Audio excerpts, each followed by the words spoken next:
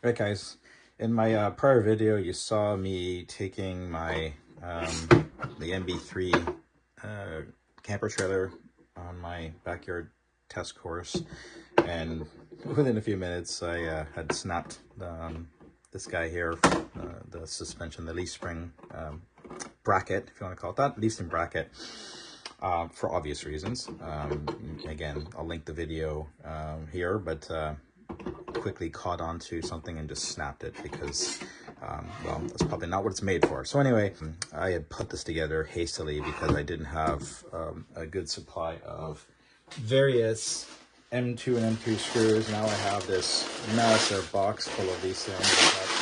Probably every size possible, but a whole bunch of, I bought these individually myself, but M2 and M2 2.5s, and a whackload of M3 different screw head types. So I think they're socket cap as well as whatever round cap, I forget what they call it. Anyway, you know, this is not ideal, especially these, right? So bear with me here. I'm gonna use the magic of video editing and replace all of these with round or button head, that's what they're, button head screws, to round that off and make that more easily able to navigate over rough terrain. But the big part of this video is I wanted to show you these skid plates that I had this idea of modeling for this specific thing. So I came up with these, I modeled these up in plasticity. This is printed out of Pechi, but the idea is that, you know, to help this sucker glide over the various obstacles, the intent here is that, and I've got to probably do a few more edits, but, you know, this guy here has been modeled to slide into that screw. I've got a drill for this side. I'll do that as well. But basically, the idea is that they will fit on like this, and maybe I can show that basically when it's, you know, going over terrain, with those button head screws in here, hopefully that'll help the front end glide, and then this should help for the most part, hopefully, this guy glide over any other objects unless there's a sharp rock or something that gets caught. But, you know, if that's the case, I'll just print up a third one going down the middle here, maybe even a bit wider to give it some, anyway. So yeah, hang tight and I will show you the end result. I bring you installed skid plates. So yeah, so a couple things. So had to run a few tests of these guys because I was finding that the previous ones I showed were just a bit too close to the underside of the suspension, and they were hitting and causing it to not get the full travel. So anyway, there is clearance there now. Can barely, really can't show it in there, but so a couple of things. The stock camper MBC3 already has a hole through here. These are M3 by, I think, 30. So you'll need those. Yeah, it's going to be a bit tricky, but hey, beggars can't be choosers. You got to get an Allen key in behind there for either the socket or button cap head. Once you get that, you're fine. And you just got to get a long driver to get a nut driver on that. Basically, to tighten that one up there. Again, these guys are modeled. They're actually modeled with a 3mm hole, but sometimes those don't come out exactly like that. So I drill these out. But they're not self-tapped, or they're not to the point where the M3s will self-tap. They just slide right through. So the head is on here, obviously. So there's that one side. In this case here, I was mentioning that I might glue. I decided against that. So I just eyeballed this guy because there are no holes in the chassis frame. So I just eyeballed the center point and drilled through again a couple holes in there and there.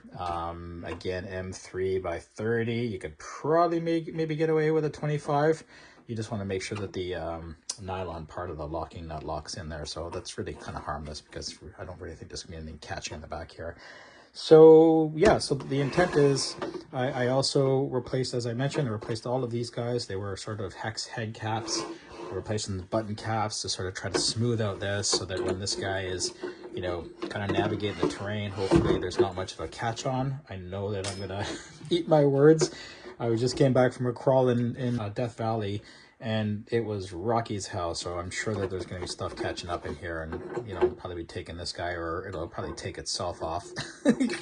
this will also get a good test too. I feel like there's a lot of articulation here in this trailer hitch, but I feel like, this is going to need to be strengthened up. So that's okay. That's what we're out there to do, is test, have fun and test and see how things play out.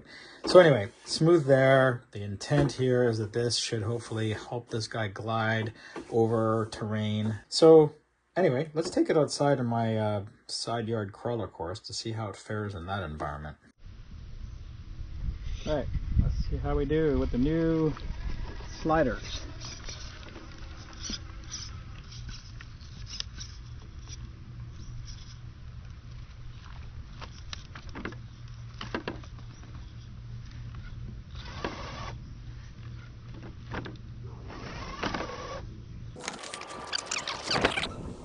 Okay, so let's see how the sliders do. I think they're gonna do their job. Okay, so in there you can see that the button capsules. Oh, look at that booger! So we're jammed up a little bit. Okay, let's try that. Let's try to get past that. I'm not watching where my truck is actually driving.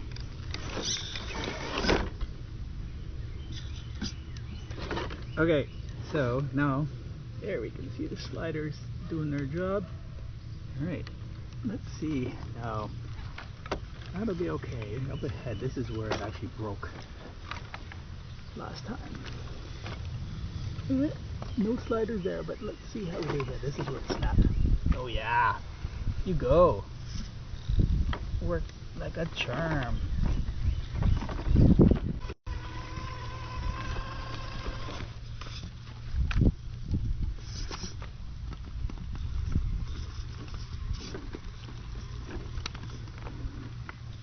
Sliders worked again there. Nice. I'm actually watching where my truck is driving. I'm too busy trying to film the trailer. The camper.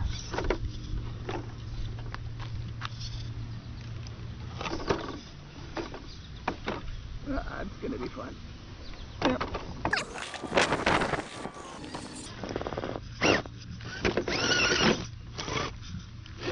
Another slider test. Just added this rock at the bottom.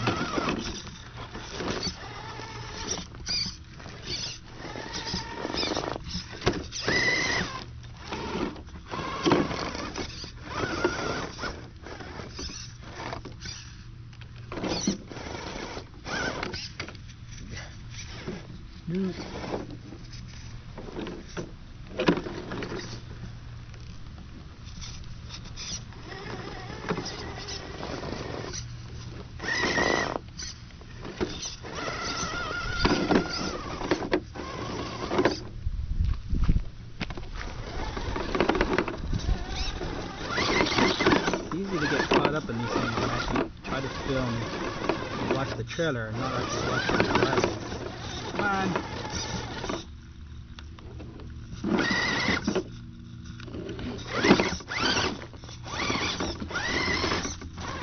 There we go. You can do it. No, you can't.